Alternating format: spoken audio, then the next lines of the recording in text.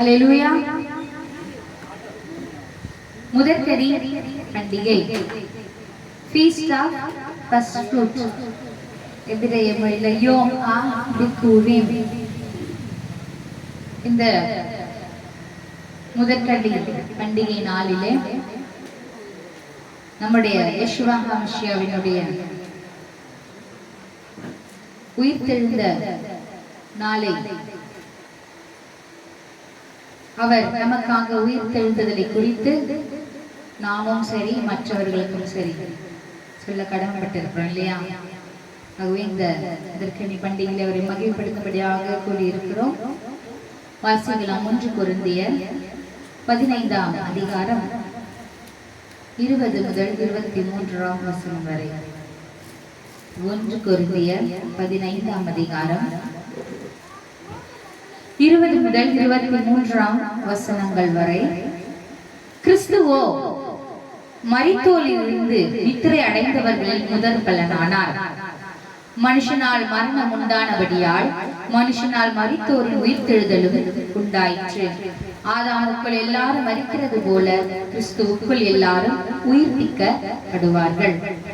இததான் இந்த வசனத்தினுடைய அர்த்தத்தை தான் நம்ம என்ன பண்றோம், இன்னைக்கு கடைபிடித்துக் கொண்டு இருக்கிறோம். அல்லேலூயா. நம்ம கடந்த 11ஆம் தேதி பஸ்கா பண்டிகை கொண்டாடணும். அதனுடைய அர்த்தங்கள் எல்லாம் தெரிந்திருக்கும். வேதத்தினுடைய ஆதாரங்களை வைத்து பார்த்தோம். இன்றைக்கு அதுக்கு அடுத்த நாள் புளிப்பில்லா பண்டிகையை பார்த்தோம். இன்றைக்கு முதற்கனி பண்டிகை, அதாவது ரிசரக்ஷன் ஆஃப் யெஷுவா, யெஷுவாவினுடைய இயேசு கிறிஸ்துவினுடைய உயிர்த்தெழுந்த நாளான இந்த நாளிலே அவருடைய வார்த்தைகளை குறித்து நம்ம தியானிக்க போகிறோம். இந்த பண்டிகை எபிரேய மொழியில யோம் பிக்கூரீம் என்று சொல்லப்படும். எபிரேய மொழியில தெரிஞ்சுக்கிறது தப்பு கிடையாது, ரைட்டா? இது ரஷித் கத்சீர் என்றும் சொல்லப்படும். நம்ம பஸ்காவில் பார்த்தோம், அவருடைய பண்டிகை நாட்கள்லாம் அவருடைய நியமிக்கப்பட்ட நாள்ல அவர் என்ன பண்ணியிருக்காரு, கொடுத்திருக்கிறார் இல்லையா? லேவியராகமம் 23ஆம் அதிகாரம் முழுவதுமே நம்ம வாசிச்சு பார்த்தோம். என்ன இருக்கு? அவருடைய பண்டிகையை மனிதர்கள் கொண்டாடும்படியாக, கடைபிடிக்கும்படியாக ஒரு அப்பாயின்மெண்ட் டைம், நியமிக்கப்பட்ட நேரமாக தந்தார். அதை கடைபிடிக்கும்படியாக சொன்னார். அல்லேலூயா. அதுதான் 7 பண்டிகைகள். எத்தனை பண்டிகைகள் இருக்கு? நான் தான் சொல்லிட்டேன். சரி, அல்லேலூயா. தேவன் லேவியராகமம் 23ஆம் அதிகாரத்தில் முதலாவதாக ஓய்வு நாளை கடைபிடிக்கும்படி சொன்னார் இல்லையா?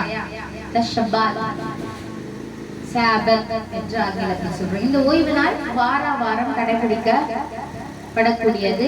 வாரம் ஆசரிக்க சபை கூடி வந்து ஆசரிக்க கூடியது. இரண்டாவதாக பஸ்கா பண்டிகையை என்ன தந்தார். இரண்டாவதாக பண்டிகை லிஸ்ட்ல பஸ்கா பண்டிகையை தந்தார். பஸ்கா பண்டிகை தான் யெஷுவாவினுடைய என்னவா இருக்கு, மரித்த நாளாக இருக்கிறது. அடுத்ததாக புளிப்பில்லா அப்ப பண்டிகை, அன்லெவன்ட் பிரெட்.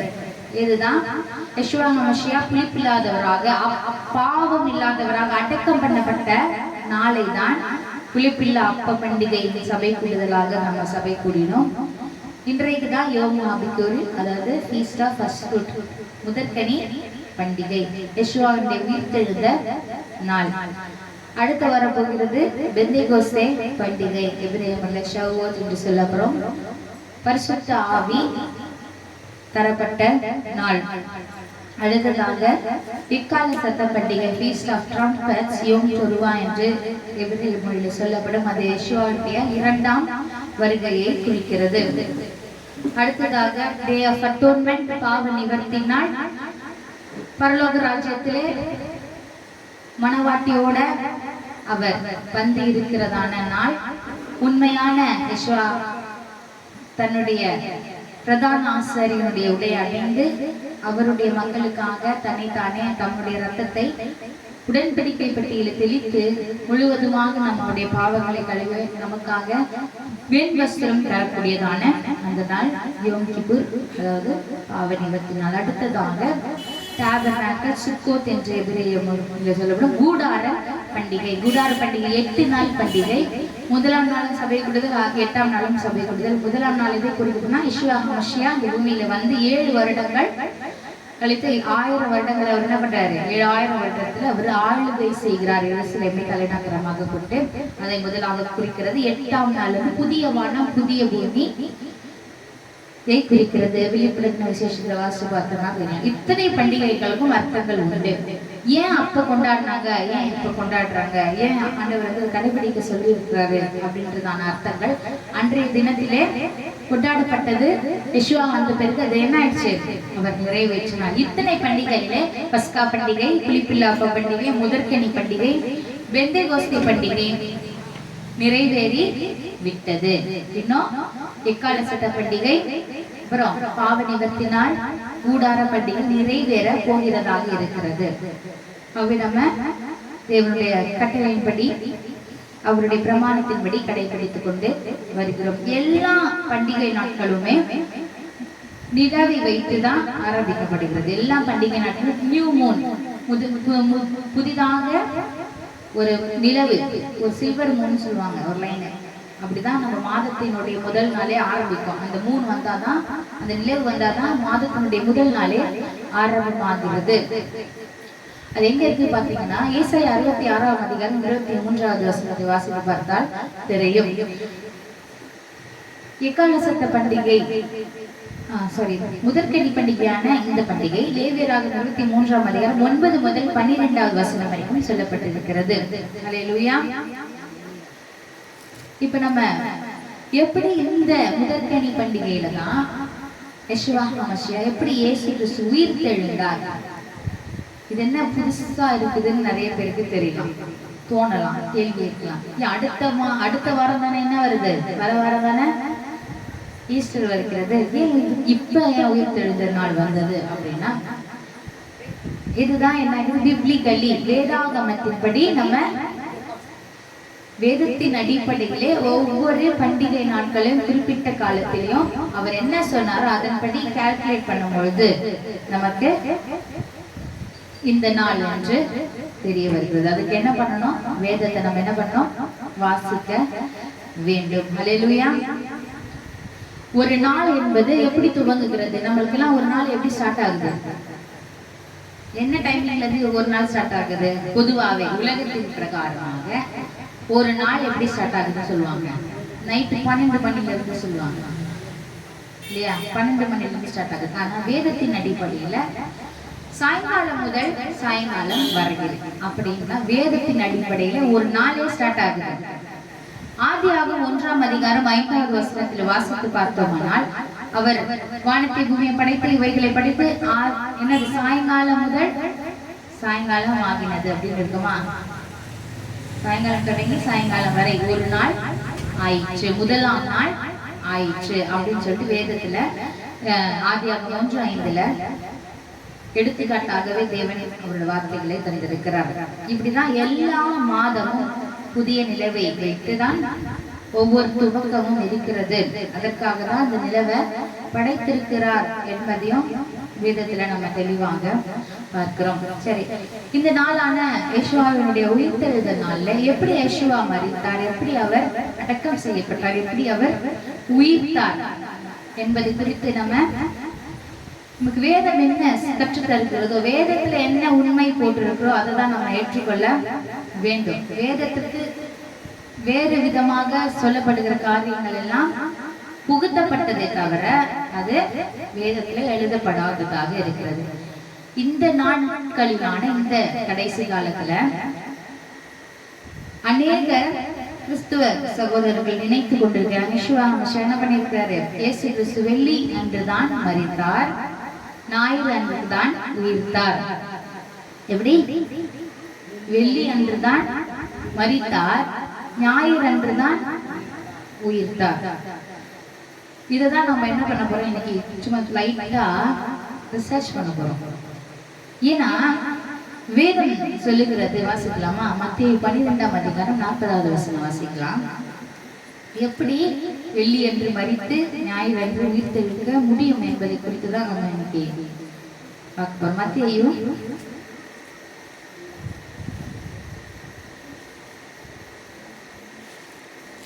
12ஆம் அதிகாரம் 40வது வசனம்.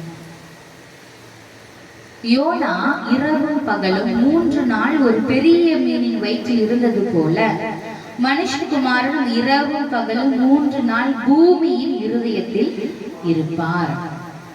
எப்படி மரித்து இயேசு கிறிஸ்து யெஷுவா மசியா எங்க இருப்பாரா? பூமியில எத்தனை நாள் இருப்பாரா? 3 இரவு. சொல்லுங்க.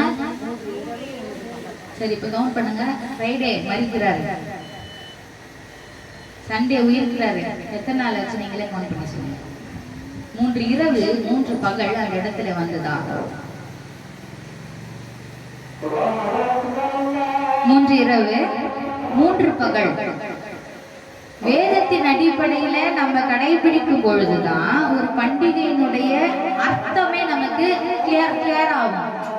நம்ம ஏனோ தானோ அப்படின்றவர் தேவன் அல்ல. எப்படியா போங்க இப்படிதான் அப்படின்னு சொல்லிட்டு சொல்றவர் அல்ல. அவர் எத்தனை நமக்கு கற்று தந்தாரோ அது அத்தனைக்கும் 100க்கு 100 என்ன இருக்கு? அர்த்தம் இருக்கு. 100க்கு 100 அதுக்கு ஆதாரத்தோட தான் செய்வாரு. சும்மா இது கொண்டாடுங்க அது கொண்டாடுங்கன்னு சொல்லிட்டு அவர் சொல்லல. வேதத்துல சொல்லப்படாததை என்ன பண்றாங்க அநேகர் இந்த கிறிஸ்தவத்துல என்ன பண்றோம்? கொண்டாடப்படுகிறது. ஆனா வேதத்துல சொல்லப்படுகிறதான வார்த்தைகளை அநேகர் என்ன பண்ணல? கொண்டாடப்படவில்லை. ஏன்னா வேதத்தை படிக்கிறதுக்கு என்ன இல்ல? நேரம் இல்ல. அப்படியே கொண்டாடுறவங்களும் அதன்படி செய்கிறாங்களான்றது அதுவும் என்னவா இருக்கு? கேள்விக்குறியாதான் இருக்கு. உண்மையா இருக்கிறாங்களா அப்படின்னு சொல்லிட்டு வேதத்தின் அடிப்படையில தேவன் சொன்ன வார்த்தைகளை கடைபிடிக்கிறவர்கள் மாத்திரம்தான் என்ன பண்ண முடியும்? தேவனுடைய ராஜ்யத்துல ஏற்றுக்கொள்வேன் அப்படின்னு சொல்லிட்டு யார் சொல்றா? இயேசு கிறிஸ்து யெஷுவா மசியாவே சொல்றாரு. என் வார்த்தையில நிலை நிற்பவனே என்னுடைய பிதாவின் முன்பாக நான் அவனை மகிமைப்படுத்துவேன் அப்படின்னு சொல்றாரு. அப்ப மகிமைப்படுத்துவேன்னா யாரெல்லாம் அவரோட வார்த்தைக்கு கீழ்ப்படுகிறார்களோ அவர்களை தானே பரலோக ராஜ்யத்துல மகிமைப்படுத்த முடியும். அப்ப என்ன பண்ணணும்? ஆண்டவரோட வார்த்தைக்கு நம்ம கீழ்ப்படியும் பொழுது கீழ்ப்படிதல் தான் தேவை. இப்ப ஒரு தகப்பனுக்கு, ஒரு தாய் தகப்பனுக்கு பிள்ளை கீழ்ப்படியலன்னா என்ன நடக்குது? சண்டை வரும், அடி விடும். அவங்க அப்பா அம்மா என்ன நினைப்பாங்க? நம்மளே எனக்கே என்னோட பொண்ணு கீழ்ப்படியலன்னா என்ன நினைப்பாங்க? பசங்க கீழ்ப்படியலன்னா நினைப்பாங்க, கோவம் வரும். இதுக்கு நம்ம மேல என்னவே இல்லை? அன்பே சுத்தமா இல்லை. ஏன்னா கீழ்ப்படிதல் இல்லை. எனக்கு அகேன்ஸ்டா செய்யுது. இது செய்தாலும் என்னுடைய வார்த்தைக்கு விரோதமாக செய்கிறது. அதனால எனக்கு என்ன தோணும்? எப்படி நான் என்ன கொடுக்குறேனோ அதெல்லாம் நான் கட் பண்ண தோணாதா? செல்லம் கொடுத்திருக்கிறேன், இது செய்யக்கூடாது நம்ம. ஏன்னா எனக்கு நீ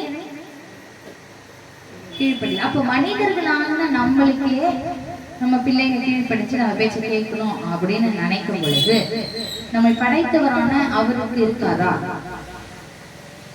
அவருக்கு இருக்காதா? அதனாலதான் சொல்றேன், வேதத்தை படிக்கணும், வேதத்தை ஆராயணும். ஒவ்வொரு நாளும் ஒரு அரை மணி நேரமாவது என்ன பண்ணணும்? இந்த வேதத்தோட கூட கொஞ்சம் டைம் ஸ்பெண்ட் பண்ணணும். போன்ல நம்ம என்னமோ பாக்குறோம்னா அது ஒரு half an hour ஆரம்ப ஜாலியா இருங்க. அதோட சேர்த்து என்ன பண்ணணும்? தேவனுடைய வார்த்தை உள்ள என்ட்ரி ஆகும் பொழுதுதான் என்ன நடக்குது? நம்ம கிட்ட இருட்டான காரியம்லாம் கொஞ்சம் கொஞ்சமா ஆண்டவர் என்ன பண்ணுவாரு? வெளியேற்று. ஒரேடியா நம்ம செயின்டானா பரிசுத்தவானாலாம் மாற முடியாது. ஆண்டவர் பரிசுத்தவானாக நம்ம ஒவ்வொரு நாளும் என்ன பண்ணுவாரு? மாற்றிக்கொண்டே போவார். இப்ப இங்க பார்க்கும் பொழுது வேதத்தின் அடிப்படையில் 3 நாள் 3 இரவு 3 பகல் சுத்தமா செட்டே ஆகாது. வெள்ளிக்கிழமை சாயங்காலம் மறிக்கிறார், சரி காலையிலே மறிக்கிறார். எப்படி ஞாயிற்றுக்கிழமை எந்த நாள் மாறும்? ஞாயிற்றுக்கிழமை காலையில உயிர் தெரிஞ்சுட்டார் இல்லையா? எந்த நாள் நீங்களே சொல்லுங்க. 3 நாள் 3 பகல் ஆயிடுச்சா இல்லையா? மண்டே ஆட்டுங்க சொல்லுங்க. 3 பகல் 3 இரவு 3 இப்படி பார்த்தா என்ன வருது? அப்ப நம்ம அகேன்ஸ்டா இப்ப வேதத்துக்கு கீழ்ப்படிறோமா? இப்ப ஏன் வந்து இயேசு கிறிஸ்து யெஷுவா சொல்றாரு, அடையாளத்தை கேட்கும் பொழுதுதான் இதை சொல்லுவாரு. யோனா எப்படி மீனின் வயிற்றிலே 3 இரவு 3 பகல் தங்கி இருந்தாரோ அதுதான் உங்களுக்கு அடையாளம். நானும் என்ன பண்ணுவேன், மனுஷகுமாரனான நானும் என்ன பண்ணுவேன், 3 நாட்கள் 3 பகல் இங்க தங்கி இருப்பேன், பூமியினுடைய இருதயத்திலே நானு தங்கி இருப்பேன் அப்படின்னு சொல்றாரு. அப்ப 3 பகல் 3 இரவு என்பது வேதத்தில யெஷுவா ஹாமஷியா இயேசு கிறிஸ்துவே தன்னுடைய வாயினால சொல்லியிருக்கிறாரு.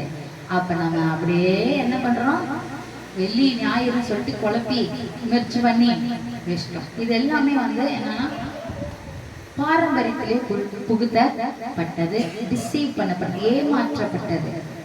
அவ்வளவுதான் நான் சொல்ல முடியும். வேதத்தை வாசித்தோமானால் நம்ம கண்கள் வேதத்தின் அடிப்படையில் வெளிச்சமாக மாறும். சரி, நம்ம ஈஸ்டருக்கு போலாம்.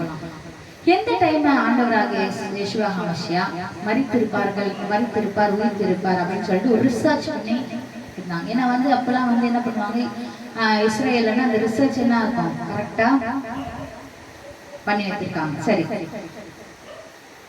மாதத்தினுடைய முதல் மாதத்தினுடைய 14ஆம் தேதி தான் பஸ்கா பண்டிகை இல்லையா?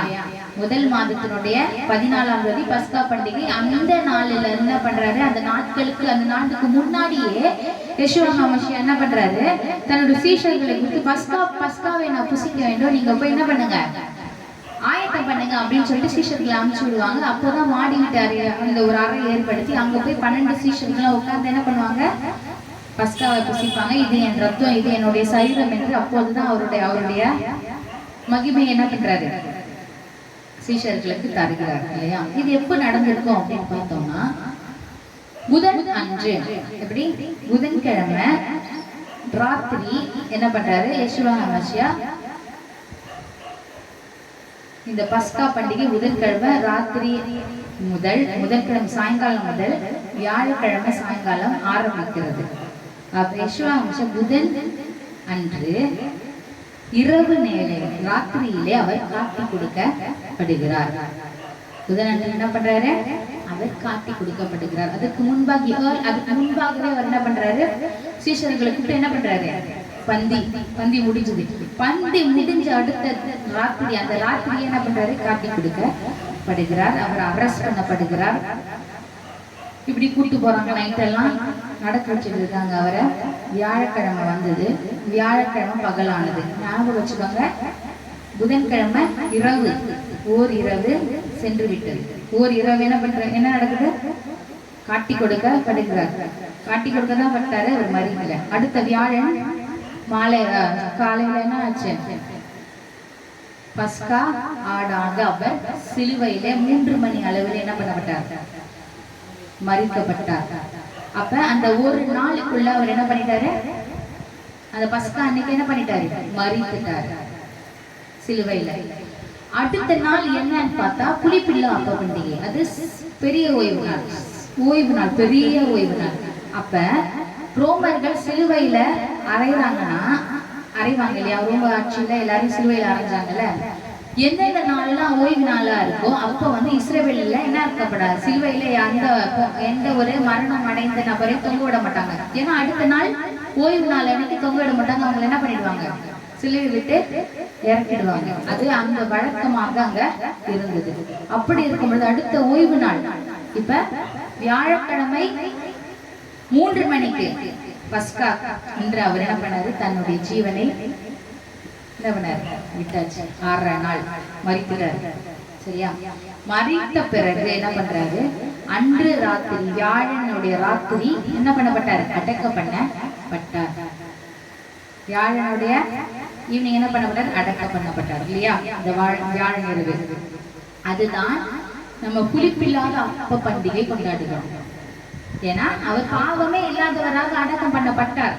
அதுதான் புளிப்பில்லாத அப்ப பண்டிகை. மீனிங் ஊட்டுவதா, புளிப்புனா பாவம் இல்லாதவர், புளிப்பில்லாத அப்ப பண்டிகை. அவரே ஜீவ அப்பமாக இருக்கிறேன்னு சொன்னாரா, அதனாலதான் அந்த பண்டிகையை நம்மள கடைபிடிக்க சொன்னாரு. நம்ம கடைபிடித்து கொண்டிருக்கிறோம். அடுத்தது என்ன ஆகுது, வெள்ளிக்கிழமை வந்தது. வெள்ளிக்கிழமை பகல் என்ன நடக்குது, அப்ப வெள்ளிக்கிழமை பகல் என்ன ஆகுது, சொல்லுங்க.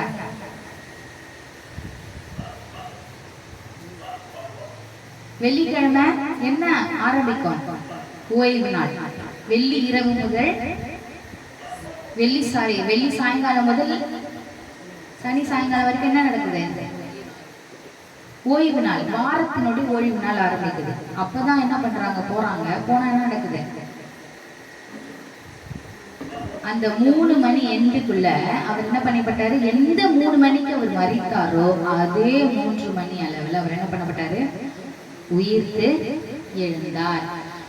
வேத வசனத்தின்படி, அவர்களுடைய வேத வசனத்தின்படி அவர்கள் ஓய்ந்திருந்தார்கள் என்று வேத வசனத்தில் சொல்லப்படுகிறது. இந்த ஓய்வு நாள் அன்னைக்கு கூடியிருந்தாங்க. அப்ப கல்லறைக்கெல்லாம் போக முடியாது அந்த டைம்ல.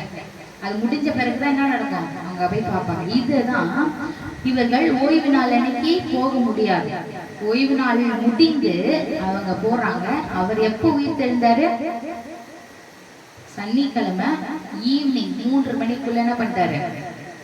உயிர்த்து எழுந்தாச்சு. ஏன்னா அப்பதான் சொல்றாரு தேவன், நான் ஓய்வு நாளுக்கும் என்னவா இருக்கிறேன்? ஆண்டவரால் இருக்கிறேன் அப்படின்னு ஒரு வார்த்தையை சொல்லுவார். இதுக்கு அதான் அர்த்தம். ஓய்வு நாளுடைய ஆண்டவர் யாரு? நான் ஓய்வு நாளுக்கும் ஆண்டவராக இருக்கிறேன். ஏன்னா ஓய்வு நாள் அன்றைக்கு இஸ்ரவேல் தேசத்துல என்ன பண்ணக்கூடாதுன்னுவாங்க, இந்த விஷயம்லாம் பேன் பண்ணுவாங்க. சரியா? அவங்களாம் அது இது நடக்கக்கூடாது. அவங்க பாரம்பரியத்தை கடைபிடித்தாங்க. அவங்க தேவனுடைய வார்த்தைகளை கடைபிடிக்கல. சும்மா பாரம்பரியம் சும்மா லைட்டா அந்த பண்டிகைலாம் லைட்டா தொடுவாங்க. ஆனா அதன்படி அவங்க நடக்கல. அவங்களுடைய சொந்த கற்பனை என்ன பண்ணாங்க? ஆட் பண்ணிட்டாங்க. ஸோ அப்படி இருக்கும் பொழுது அன்றைக்கு என்ன பண்ணிட்டாங்க? பேன் பண்ணதுனால ஆண்டவர் சொல்றாரு. அதனால தான் அப்ப சொன்னாரு, நான் இந்த ஓய்வு நாளுக்கும் ஆண்டவராக இருக்கிறேன். அப்ப அவருக்கு தேவனுக்கு தெரியும் இல்லையா, உண்மையான ஓய்வு நாளை மாத்துவாங்க அப்படின்னு சொல்லிட்டு. அதனாலதான் இந்த வார்த்தைகள் எல்லாம் முன்னாடியே நமக்கு சொல்லியிருக்கு. அப்ப புதன், வியாழன், வெள்ளி, சனி அன்றைக்கு என்ன ஆக்கப்பட்டாரு? இந்த சனிக்கிழமை சாயங்காலத்துல என்ன நடக்குதுன்னா முதற்கனி பண்டிகை ஆரம்பிச்சிடும். இஸ்ரவேலர்கள் முதற் பலனாக தன்னுடைய முதற் பலன்களை என்ன பண்ணுவாங்க? தேவனுக்கு அசைவாட்டும் கதிர்கட்டாக கொண்டு போவாங்க. பழைய ஏற்பாடுல பார்த்தோம்னா லேவியர் ராகத்துல அதுதான் அந்த பண்டிகையினுடைய அதெல்லாம் செஞ்சாங்க. அப்ப அந்த டைம்ல அவர் உயிர்த்திருந்தார். ஏன் அந்த டைம்லன்னா, ஏன்னா அவரே ஃபர்ஸ்ட் வாஸ்டுல 1 அவரே முதற் பலனாக மனிதர்களுக்குள்ள அவர் தான் முதல் மனுஷன் என்ன பண்ணப்பட்டாரு? உயிர்த்தெழுக்கப்பட்டு பரலோக ராஜ்யத்துல எடுத்துக்கொள்ளப்பட்ட அடுத்தடுத்து நாம என்ன பண்ணப்படுவோம்? எடுத்துக்கொள்ளப்பட. இப்படி அந்த சனி ஞாயிற்றுக்கிழமையில காலையில மக்கள் நம்முடைய ஓய்வுலாம் முடிஞ்சு வெளியே வரும்பொழுது கல்லு புரட்டப்பட்டு இருக்கு. அவங்க பாக்குறாங்க, ஐயோ ஆண்டவரை காணுமே, எங்க போயிட்டாங்களே தெரியும், எங்க யாரோ தூக்கிட்டு போயிட்டாங்களா அப்படின்னா கேட்கும்பொழுது 2 தூதர்கள் தான் சொல்லுவாங்க, அவர் இங்க இல்ல, அவர் உயிர்த்து விட்டார், அவர் எங்க இல்ல அப்படின்னு சொல்லுவாங்க. ஏன்னா அவர் முன்பாகவே சனிக்கிழமை 3ஆம் மணி வேளையிலே அவர் எப்போ மறிச்சாரோ அப்பயே 3 நாள் 3 பகல் முடிந்த பிறகு அவர் என்ன பண்ணிட்டாரு? உயிர்த்தெழுந்து விட்டார். எப்படி? வேதத்தினுடைய அடிப்படையில எல்லாமே கரெக்டா ஆண்டவர் என்ன பண்ணுறாரு? நிறைவேற்றி விட்டாரு. ஹல்லேலூயா. நாம் யெஷுவா ஹமஷியா மரித்தது, உயிர்த்தது, சீக்கிரமா வரப்போகுது, இது எல்லாமே யாருக்கு? நமக்கு தான் இல்லையா? நமக்கு தானே. நிறைய பேர் கேட்பாங்க, அவர் கடவுள் தானே, எதுக்கு மனுஷனுக்காக என்ன பண்ணணும்? நான் என்கிட்ட கேட்டிருக்காங்க, கடவுள் தானே, அவரு எதுக்கு மறிக்கணும்? அவர் ஒரு வார்த்தை சொன்னா எல்லாமே என்ன ஆயிடும்? அவரு ஒரு ஸ்டிக் பண்ணாலே என்ன ஆயிடும்? எல்லாமே மாறிடும். எதுக்கு அவரு வரணும்? அவ்வளோ கஷ்டப்படணும், அவ்வளோ மதிக்கணும், ஏன் அப்படின்னு கேட்பாங்க. மனுஷன் நம்ம ஒருத்தங்களை நேசிக்கிறோம் அப்படின்னா அது யாரா வேணாலும் இருக்கட்டும். தாய் தகப்பன் தன் பிள்ளைகளை நேசிச்சாலும், ஒரு கணவன் மனைவி நேசிச்சாலும், இல்லை லவ்வர்ஸ் நேசிச்சாலும், என்ன நேசமா இருக்கட்டும், உண்மையான அன்பு அவங்க வைத்திருந்தாங்கன்னா, அவங்கள விட்டுட்டு போகிறாங்க அப்படின்னா அவங்களுக்காக இவங்க என்ன பண்றாங்க? அந்த அன்பு பிரியாம இருக்கிறதுக்கு என்ன பண்ணுவாங்க? அந்த அன்பு பிரியாம இருக்கிறதுக்கு என்ன பண்ணுவாங்க? என்னென்ன பண்றோமோ எல்லா படத்தையும் பண்ணுவாங்க இல்லையா? உண்மையான அன்பானது எல்லாவற்றையும் இறங்கி வந்து செய்யும். அதான் ஆண்டவர் தன் நண்பருக்கான உயிரை கொடுக்கிறவன் நான் உண்மையான நண்பன் அப்படின்னு சொல்லிட்டு வேதவசனம் சொல்லுகிறது. தன் நண்பனுக்காக தன் ஜீவனை தருகிறவனே உண்மையான நண்பன். அப்ப அப்படி இருக்கும் பொழுது நம்முடைய யெஷுவா ஹமஷியா என்ன பண்றாரு? பிதாவாகிய தேவன் என்ன பண்றாரு? தன்னுடைய ஜீவனை நான் தந்து உங்கள் எல்லாரையும் என்ன பண்றாங்க? நம்ம எல்லாரையும் அவரை விசுவாசிக்கிறவங்க, அவரை விசுவாசித்து அவருடைய வார்த்தையில பிரியமா இருக்கிறவர்கள் என்ன பண்றாரு? அவர் அதற்காக தான் இறங்கி வந்து தன்னுடைய ஜீவனை என்ன பண்ணாரு? தந்தாரு. எப்படி? நம்ம கேட்ட அவர் தரல, அவரா இறங்கி வந்து என்ன பண்ணாரு? தன் ஜீவனை தந்து மீட்டு எடுத்தார். எப்படி? தன்னுடைய ஒரு தாய் ஒரு தந்தையோ ஒரு பிள்ளையோ ஒரு பீச்ல விளையாடி கொண்டு போகிறாங்க இல்லையா? தன்னுடைய பிள்ளை வந்து பீச்ல அடைச்சிட்டு போகும்போது தந்தை பார்த்து நினைப்பாரா? என்ன பண்ணுவாரு? எப்படி காப்பாத்துவாரு? கயிறு போட்டு இப்படி போடுவாரா? கயிறுல குச்சி வச்சு எந்த குச்சிட்டு வந்துட சொல்லுவாரு. என்ன பண்ணுவாரு? அவரா சேர்ந்து குதிச்சுவாரு. எது கிணறா இருந்தாலும் சரி, எதுவாக இருந்தாலும் சரி, அவரை சேர்ந்து குதிச்சு என்ன பண்ணுவாரு? தன் பிள்ளைய காப்பாத்துவாங்க.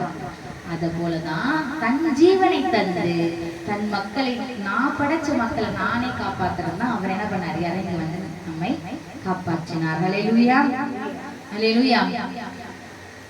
ஏன்னா அவர் நம்மை படைத்தார். அவர் நம்ம பிதாவாகிய தேவன் நம்ம என்ன பண்ணாரு? படைச்சார். அவருடைய பிள்ளைங்க நம்ம. அதனால நம்மள என்ன பண்ண மாட்டார்? அவர் விடுறதுக்கு அவருக்கு சுத்தமா விருப்பமே இல்லை. என்னதான் தப்பு இருக்கிறனாலும் இல்ல நீ என்னுடைய குமாரனை கடைசி முடிவு, உன்னுடைய ஜீவன் முடிகிற வரைக்கும் நான் என்ன பண்ணுவேன்? நீ என்கிட்ட வரணும், அதுதான் என்னுடைய சித்தம் அப்படின்னு சொல்லிட்டு கடைசி வரைக்கும் ஒவ்வொரு நபர்கிட்டையும் அவர் அதான் என்ன பண்றாரு?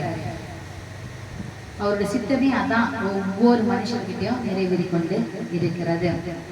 அவருடைய உயிர்த்தெழுதல், அவர் மறைச்சிட்டு அவருடைய மரணத்துலதான் என்ன இருக்குது? பாவ மன்னிப்பு, சாபங்கள் எல்லாம் நீங்கினது இல்லையா? ஏன் அவர் உயிர்க்கணும்? நமக்கு ஒரு ஏன் அவர் உயிர்க்கணும்? ஏன் உயிர்த்தாரு? உயிர்த்தெழுந்தாரு. மறைச்சே போயிடணுமா? அவ்வளவுதான் நம்ம அப்படின்ற ஒரு தவறான ஒரு நெகட்டிவிட்டிக்குள்ள நம்ம என்ன பண்ணக்கூடாது? போகக்கூடாது. நீ மரித்தாலும் என்ன நேசிக்கிறபடினால் நீ உயிர்ப்பிக்கப்படுவாய் என்கிறதான ஒரு நம்பிக்கை, மரணத்தின் மீது உனக்கு நான் என்ன தரேன்? வெற்றியை தரேன் அப்படின்னு ஒரு நிச்சயத்தை தான் அவர் நமக்கு என்ன பண்ணிருக்காரு? தந்துட்டார். வாசிக்கலாம் 1 பேதுரு 1:4. 1 பேதுரு 1:4. அவர் யெஷுவா ஹமஷியா மரித்தோரிலிருந்து எழுந்ததினாலே அழியாததும் மாசற்றதும் வாடாததும் ஆகிய சுதந்திரத்திற்கு ஏதுவாக ஜீவனுள்ள நம்பிக்கை உண்டாகும்படி தமது மிகுந்த இரக்கத்தின்படியே நம்மை மறுபடியும் ஜெனிப்பித்தார். அல்லேலூயா. அவருடைய உயிர்த்தெழுதல் நம்மளை மறுபடியும் ஜெனிப்பித்தது. யோவான் 11:26 25-26 யோவான் 11:25-26. யெஷுவா அவனை நோக்கி, நானே உயிர்த்தெழுதலும் ஜீவனுமாயிருக்கிறேன். என்னை விசுவாசிக்கிறவன் மரித்தாலும் பிழைப்பான், உயிரோடு இருந்து என்னை விசுவாசிக்கிறவனும் என்றென்றைக்கு மறியாமலும் இருப்பான். இதை விசுவாசிக்கிறாயா என்றார். அப்ப மரித்தாலும் பிழைக்கிறது தான் நம்முடைய யெஷுவா ஹமஷியாவுடைய அதிசய அற்புதமே. வாசிக்கலாம். கொலோசியர் 2:15.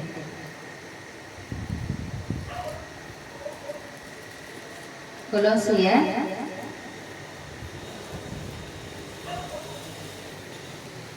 2:17.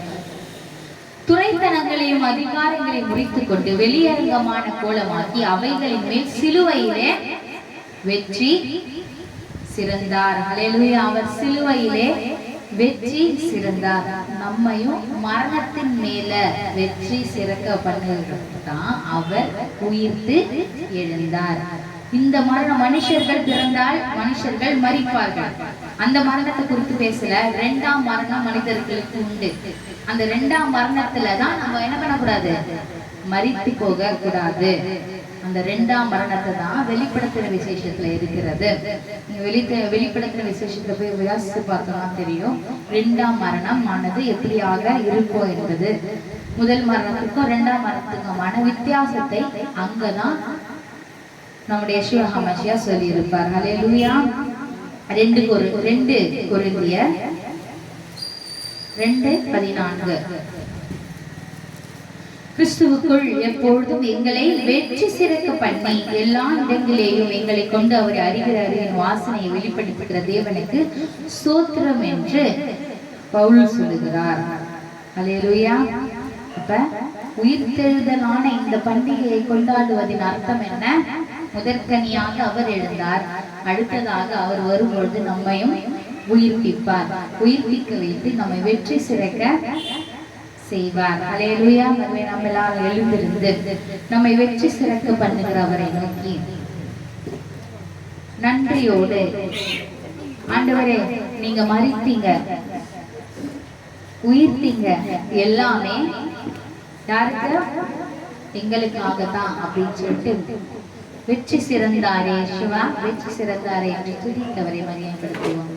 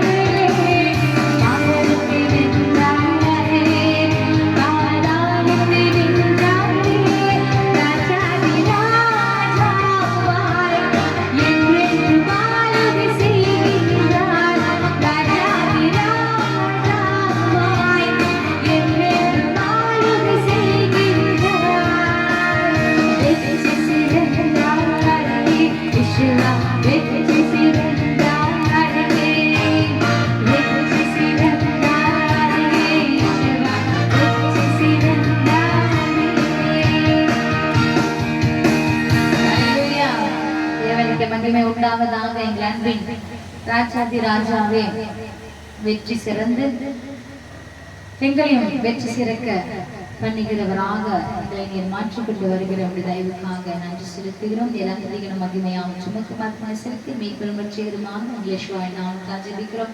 எங்கள் அன்பு நல்ல பிதாவே, என் ஆத்துமாவே யாவே தேவனை ஸ்தோத்திரி. யாவே தேவன் செய்த சகல உபகாரங்களே மறவாதே. ஹல்லேலூயா. தேவனுடைய ஆசீர்வாதங்களான அவருடைய வார்த்தையில் இருந்து பெற்றுக் கொள்ளலாம். யாவே தேவன் உங்களை ஆசீர்வதித்து உங்களை காக்க கடவர். யாவே தேவன் தம்முடைய முகத்தை உங்கள் மேல் பிரகாசிக்க பண்ணி உங்கள் மேல் கிருபையாயிருக்க கடவர். யாவே தேவன் தம்முடைய முகத்தை உங்கள் மேல் பிரசன்னமாக்கி உங்களுக்கு சமாதானம் கட்டளையிட கடவர். இன்னொரு முறை அனைவருக்கும் உயிர் முதற்கனி பண்டிகை நல்வாழ்த்துக்கள். Hallelujah. Happy feast of first fruit. ஷபாத் ஷலோம்.